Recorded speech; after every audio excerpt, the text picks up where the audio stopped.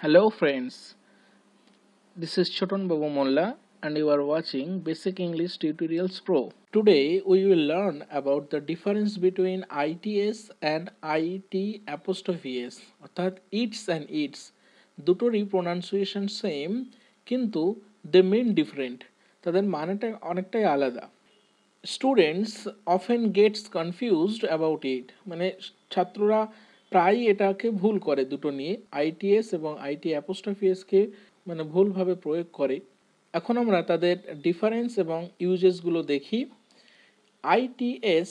অর্থাৎ it's is the positive form of it অর্থাৎ ইট এর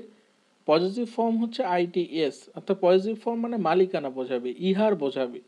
যেমন like her and his which is the positive form of pronoun he মানে আমরা হি pen বলি না হিজ পেন বা হার পেন বলি মালিকানা বোঝায় এক্সাম্পল দিয়ে দেখে নেই ব্যাপারটা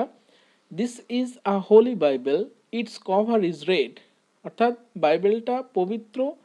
যার কভারটা লাল এখানে ইটস হচ্ছে ওই বাইবেলের বোঝাচ্ছে আরও একটা এক্সাম্পল দিয়ে দেখি this is a giraffe its legs are too big এটা জিরাফ ইহার পা ইটস লেগস পাগুলি আর টু বিগ খুব বড় বড় পা এরপর দেখি আইটি অ্যাপোস্ট্রফিএস মানে কি আইটি অ্যাপোস্ট্রফিএস হচ্ছে contracted form of it is or it has অর্থাৎ ইট ইজ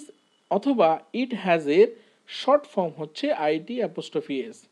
অর্থাৎ ইহা হয় বা ইহার আছে এক্সাম্পল হিসাবে দেখি আমরা it's raining which actually means it is raining আরও একটা এক্সাম্পল দিয়ে দেখি it's a little boy going to school অর্থাৎ actually it is a little boy who is going to school আমরা দুটোকে একটা এক্সাম্পল দিয়ে দেখি তাহলে আরও সহজ করে আমরা বিষয়টি বুঝতে পারবো it's a cat and its eyes are blue